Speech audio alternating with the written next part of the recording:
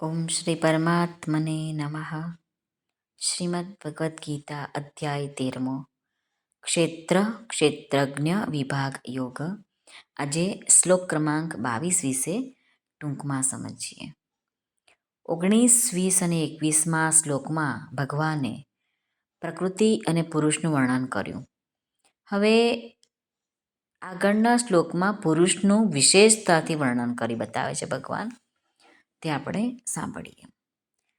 श्रीभगवानुवाच उपद्रष्टानुमन्ता च भर्ता भोक्ता महेश्वर परमात्मेति चाप्युक्तो देहेऽस्मिन् पुरुषः परः.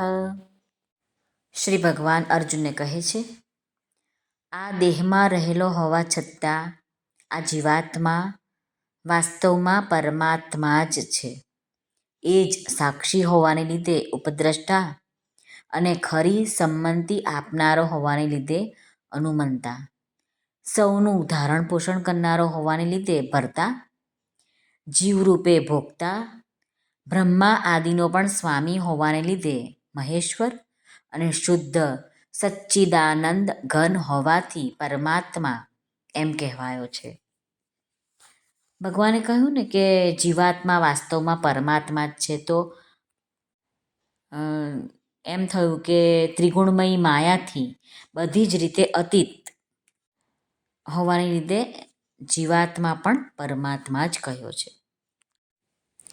રામશુકદાસજી મહારાજ કહે છે કે વાસ્તવમાં પુરુષ પર જ છે, પરંતુ અન્યના સંબંધથી તે ઉપદ્રષ્ટા, અનુમંતા વગેરે બની જાય છે. જેમ મનુષ્ય પુત્રના સંબંધથી પિતા બને, પિતાના સંબંધથી પુત્ર, પત્નીના સંબંધથી પતિ, બહેનના સંબંધથી ભાઈ, આમ વગેરે જાત જાતના સંબંધથી એ બની જાય છે. આ સંબંધો પોતાના કર્તવ્યનું પાલન કરવા માટે જ છે, મમતા કરવા માટે નથી. વાસ્તવિક રૂપમાં તો પર એટલે કે સર્વથા સંબંધ રહિત જ છે. ઉપદ્રષ્ટાનુમંતા ચ ભર્તા ભોક્તા મહેશ્વર. પુરુષ સ્વરૂપથી નિત્ય છે, બધી જ જગ્યાએ પરિપૂર્ણ છે, સ્થિર છે, અચળ છે અને સદા રહેવાવાળો છે. એવો હોવા છતાં પણ જ્યારે તે પ્રકૃતિ અને તેના કાર્ય શરીરની તરફ દ્રષ્ટિ નાખે છે, એટલે કે તેની સાથે પોતાનો સંબંધ માને છે, ત્યારે તેની ઉપદ્રષ્ટા સંજ્ઞા થઈ જાય છે. તે દરેક કાર્ય કરવામાં સંમતિ કે અનુમતિ આપે છે, તો એટલા માટે એનું નામ છે અનુમંતા.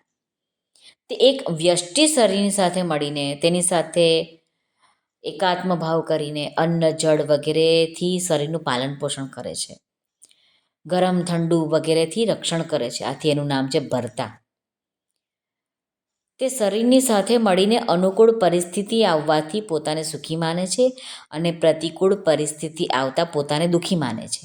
આથી તેની ભોગતા પણ સંજ્ઞા થઈ ગઈ. જે જીવાત્મા છે તે પોતાને શરીર, ઇન્દ્રિયો, મન, બુદ્ધિ અને ધન સંપત્તિ વગેરેનો માલિક માને છે. આથી તે મહેશ્વર નામથી ઓળખાય છે. આગળ કહે છે પરમાત્મેતિ ચાપ્યુક્તો દેહેસ્મિન પુરુષ પર. પુરુષ સર્વેશ્વર છે. જેવી રીતે પરમાત્મા છે, એટલા માટે શાસ્ત્રોમાં એને પરમાત્મા નામે ઓળખાવામાં આવે છે.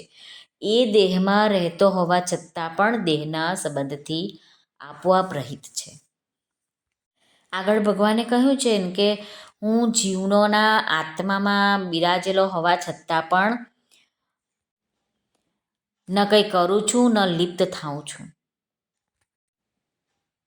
આ બધા સંબંધને લીધે ઉપદ્રષ્ટા વગેરે પદોથી સંબોધિત કરવામાં આવ્યું છે. એટલા માટે અલગ અલગ નામો વડે પુરુષના જ સ્વરૂપનું વર્ણન સમજવું જોઈએ. વાસ્તવમાં તેમાં કોઈ પ્રકારનો ભેદ નથી. જેવી રીતે એક વ્યક્તિ સ્થળ, કાળ, વેશ, સંબંધ વગેરે અનુસાર ભિન્ન ભિન્ન નામો વડે બોલાવવામાં આવે છે. પિતા, કાકા, દાદા, ભાઈ, પુત્ર એવી જ રીતે પુરુષ ભિન્ન ભિન્ન નામો વડે બોલાવવામાં આવવા છતાં પણ વાસ્તવમાં એક જ છે. આથી ભગવાન કહે છે કે બધાના જ શરીરમાં આત્માની અંદર પરમાત્મા બિરાજમાન છે. આપણે એને વંદન કરવા જોઈએ. શ્રી કૃષ્ણ અર્પણમસ્તુ. સર્વને ભાવથી જય શ્રી કૃષ્ણ. રાધે રાધે. હરિઓમ તત્સત. જય ગુરુદેવ દત્ત. જય સ્વામિનારાયણ. જય માતાજી. નમઃ પાર્વતી પતે. હર હર મહાદેવ. હર સિદ્ધેશ્વર મહાદેવની જય. આજના આનંદની જય. સર્વનું કલ્યાણ થાઓ, સર્વનું કલ્યાણ થાઓ, સર્વનું કલ્યાણ થાઓ.